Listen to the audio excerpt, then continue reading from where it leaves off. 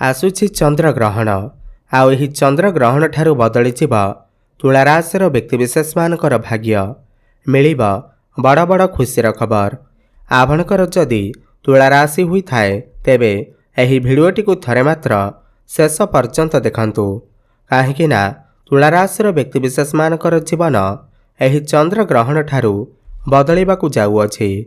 कारण ग्रह नक्षत्र मानकर चलन रे गोटे बहुत बड़ परिवर्तन हेबाकु जाउअछि, जहा फलरे एमानकर जीवन रे चलिथिबा समस्त दुख कष्ट एवं समस्यार अंत हेबाकु जाउअछि एवं पुणी थरे एही चंद्रग्रहण ठारू एमानकर जीवन रे खुशी फेरिबाकु जाउअछि। एही केतुग्रस्त चंद्रग्रहण आपणकर राशिर एकादश भावरे संगठित हेबाकु जाउअछि, माने सिंह राशि रे संगठित हेबाकु जाउअछि, जहाद्वारा सूर्य मंगल बुध एवं शुक्र राशि परिवर्तन करने जाउछंती। जेहेतु एही ग्रहण आपणकर एकादश भावरे लागिबाकु जाउअछि तो विभिन्न दिगरु आपणक पाखकु अर्थर आगमन हेबार अछि, विभिन्न दिगरु आपणको सफलता मिलिबार अछि। एही चंद्र ग्रहणर तुरंत परे आपणकर जीवन रे किछि बड़ हेबाकु जाउअछि, आपणको किछि खुशी खबर मध्य मिलिबा पई जाउअछि, जहा आपण दीर्घ दिन धरी आपणकर मन भितरे आशा रखिथिले। तेबे आसंतु जानिबा एही चंद्र ग्रहण परे आपणकर जीवन रे कौन सबु बड़ परिवर्तन आसीबा पई जाउअछि। एहा पूर्वरु जदि आपणकर भी तुला राशि हुई थाए एवं आपण भी ईश्वर को सच्चा हृदय भक्ति करुथांती विश्वास करुथांती तेबे एही भिडियोटी को लाइक करी कमेंट बॉक्स रे जय जगन्नाथ हर हर महादेव अवश्य लिखि दियंतु।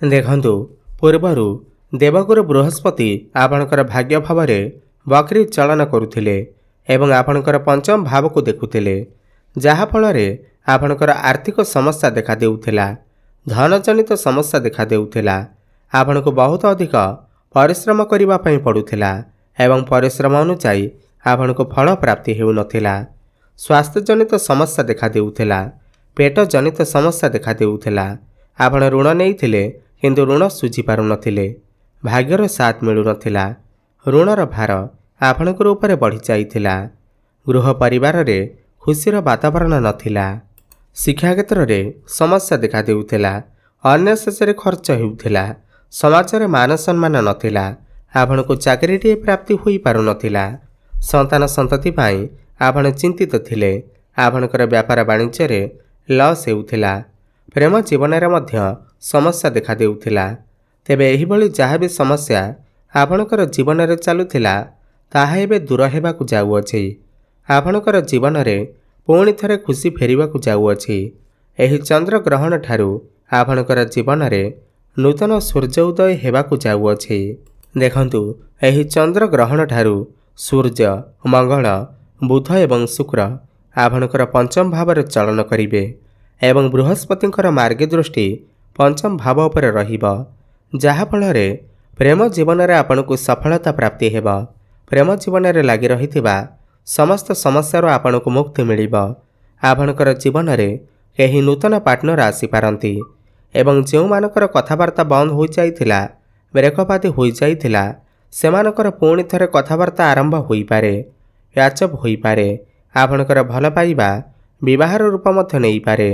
जेहेतु बृहस्पति भाग्यस्थान अछंती सबुठार बड़ कथा यह अटे कि बृहस्पतिंकर दृष्टि पंचम पड़ुथिबा हेतु जो दंपति माने दीर्घ दिन धरी संतानर कामना करुथिले संतान सुखरे वंचित थिले, एही चंद्र ग्रहण परे सेमानको निश्चिंत भावरे संतान सुख अवश्य प्राप्ति हेबा। नूतन गर्भ धारण करिबा पाई एही चंद्र ग्रहण माने 3 मार्च परर समय आपणक पाई उत्तम अटे। शिक्षा क्षेत्र रे आपण बहुत अधिक उन्नति प्रगति करिवे, उच्च शिक्षा करिबा पाई बाहर को जाई पारंती, मनपसंदर कॉलेज रे आपणकर एडमिशन होई पारे। पूर्वरु जदि आपणकर पाठपढ़ा रे मन लागु नथिला, मन डाइवर्ट हेउथिला तो एही चंद्र ग्रहण परे आपणकर मन पाठपढ़ा रे लागिबा। 3 मार्च परे जदि आपणकर किछि एग्जाम अछि, खास करी कॉम्पिटिटिव एग्जाम अछि, सरकारी स्तर रे किछि परीक्षा अछि, ତେବେ ସେଥିରେ ଆପଣ ନିଶ୍ଚିନ୍ତ ଭାବରେ ଉତ୍ତୀର୍ଣ୍ଣ ହେବେ। ଆପଣ ଯଦି କିଛି କମ୍ପିଟିସନରେ ଭାଗ ନେଉଛନ୍ତି, କ୍ରୀଡ଼ା କ୍ଷେତ୍ରରେ ଭାଗ ନେଉଛନ୍ତି, ତେବେ ଆପଣଙ୍କୁ ନିଶ୍ଚିନ୍ତ ଭାବରେ ଶୁଭଫଳ ପ୍ରାପ୍ତି ହେବ। ଯେଉଁ ପିଲାମାନଙ୍କର ବିବାହ ବୟସ ହୋଇଯାଇଛି ସେମାନଙ୍କର ଘରକୁ ବିବାହ ପ୍ରସ୍ତାବମାନ ଆସିପାରେ ଏବଂ ବିବାହ ମଧ୍ୟ ଫାଇନାଲ ହୋଇପାରେ। ଏହି ଚନ୍ଦ୍ରଗ୍ରହଣ ପରେ ବୃହସ୍ପତି ମାର୍ଗୀ ଚଳନ କରିବେ। ତାହା ପୁଣି ଆପଣଙ୍କର ଭାଗ୍ୟ ଭାବରେ ଚଳନ କରିବେ, ଯାହାଫଳରେ ଭାଗ୍ୟର ସାଥ ଆପଣଙ୍କୁ ମିଳିବ। ଭାଗ୍ୟ ଆପଣଙ୍କର ମଜବୁତ ହେବ। ଭାଗ୍ୟ ବଳରେ ଆପଣ ଯେଉଁ ବି କାମରେ ହାତ ଦେବେ ସେଥିରେ ଆପଣଙ୍କୁ ସଫଳତା ପ୍ରାପ୍ତି ହେବ। ଆପଣଙ୍କର ଅଟକି ରହିଥିବା ସମସ୍ତ କାର୍ଯ୍ୟ ପୁଣି ଥରେ ଚାଲୁ ହେବାକୁ ଲାଗିବ। ଆପଣ କିଛି ଭୂମି, ଜମି, ପ୍ରପର୍ଟି କିମ୍ବା ନୂତନ ଯାନବାହନ କ୍ରୟ କରିପାରନ୍ତି। ନୂତନ ଗୃହ ନିର୍ମାଣ କରିପାରନ୍ତି। ଗୃହରେ କିଛି ଶୁଭ ମାଙ୍ଗଳିକ କାର୍ଯ୍ୟର ଆୟୋଜନ ହୋଇପାରେ। ପୈତୃକ ସମ୍ପତ୍ତିରୁ ଆପଣଙ୍କୁ ଲାଭ ପ୍ରାପ୍ତି ହୋଇପାରେ। ପୁରୁଣା ପ୍ରପର୍ଟିରୁ ମଧ୍ୟ ମୋଟା ଅଙ୍କର ଅର୍ଥ ପ୍ରାପ୍ତି ହୋଇପାରେ। କର୍ମକ୍ଷେତ୍ରରେ ମଧ୍ୟ ଆପଣ ବହୁତ ଅଧିକ ଉନ୍ନତି ପ୍ରଗତି କରିବେ। ପ୍ରମୋସନ ଯୋଗ ସୁନିଶ୍ଚିତ ବଣିବ। ଯେଉଁମାନେ ଦୀର୍ଘ ଦିନ ଧରି ଚାକିରିର ଅପେକ୍ଷାରେ ଥିଲେ, ବେରୋଜଗାରୀ ଯୁବକ ଯୁବତୀମାନଙ୍କୁ ନୂତନ କର୍ମ ପ୍ରାପ୍ତି ହେବ। ନୂତନ ଚାକିରିଟିଏ ପ୍ରାପ୍ତି ହେବ। କର୍ମକ୍ଷେତ୍ରରେ କିଛି ନା କିଛି ବଡ଼ ପରିବର୍ତ୍ତନ ଅବଶ୍ୟ ଘଟିବ। ହୁଏତ ଆପଣଙ୍କର ଟ୍ରାନ୍ସଫର ହୋଇଯାଇପାରେ କିମ୍ବା କୌଣସି MNC କମ୍ପାନୀରୁ ଜବ୍ ଅଫର ମଧ୍ୟ ଆସିପାରେ।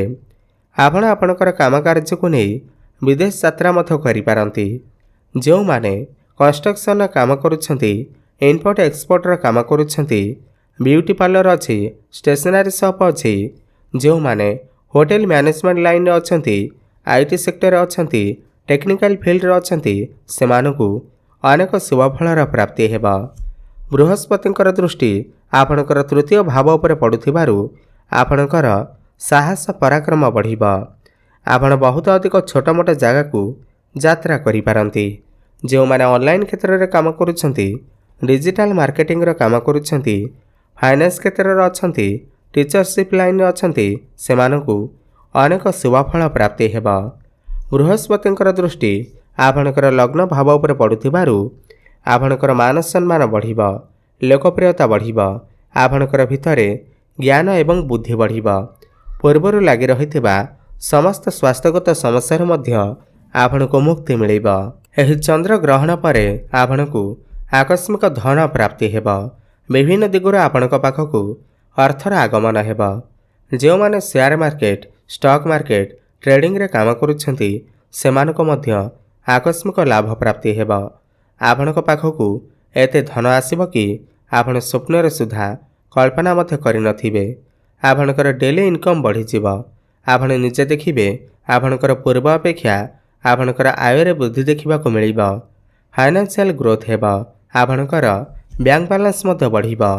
ଯେଉଁ ବ୍ୟକ୍ତିବିଶେଷମାନେ ପୂର୍ବରୁ ଋଣ କରଜର ମାୟାଜାଲରେ ଫସି ରହିଥିଲେ, କରଜ ଶୁଝିବାକୁ ବାଟ ପାଉନଥିଲେ, ଏହି ଚନ୍ଦ୍ରଗ୍ରହଣ ପରେ ସେମାନଙ୍କୁ ସମସ୍ତ କରଜ ଋଣରୁ ମୁକ୍ତି ମିଳିବ ଏବଂ ଆପଣ ଯଦି ଲୋନ୍ ନେବାକୁ ଚାହୁଁଥିଲେ, ତାହା ଆପଣଙ୍କର ପାଠପଢ଼ା ପାଇଁ ହେଉ, ଆପଣଙ୍କର ବ୍ୟାପାର ବାଣିଜ୍ୟ ପାଇଁ ହେଉ, ତାହା ଆପଣଙ୍କୁ ବହୁତ ସହଜରେ ଲୋନ୍ ମଧ୍ୟ ମିଳିଯିବ।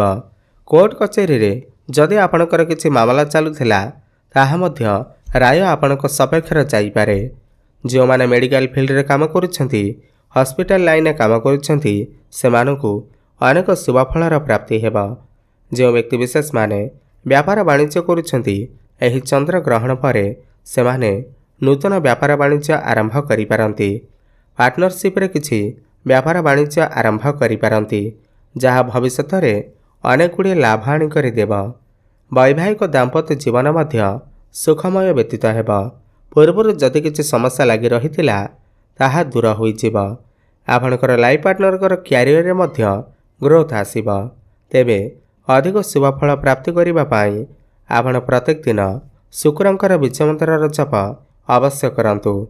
ଓମ୍ ଦ୍ରାଂ ଦ୍ରିଂ ଦ୍ରଂ ସହ ଶୁକ୍ରାୟ ନମଃ 108 ଥର ପ୍ରତ୍ୟେକ ଦିନ ଜପ କରନ୍ତୁ। ପ୍ରତ୍ୟେକ ଦିନ ସନ୍ଧ୍ୟାରେ ହନୁମାନ ଚାଳିଶାର ପାଠ କରନ୍ତୁ। ଓମ୍ ନମଃ ଶିବାୟ ଏହି ମନ୍ତ୍ରର ଜପ ଅଧିକରୁ ଅଧିକ କରନ୍ତୁ। ଶୁଭଫଳ ପ୍ରାପ୍ତି ହେବା ସହିତ ଆପଣଙ୍କର ଭାଗ୍ୟରେ ଉନ୍ନତି ଆସିବ। ଧନ୍ୟବାଦ।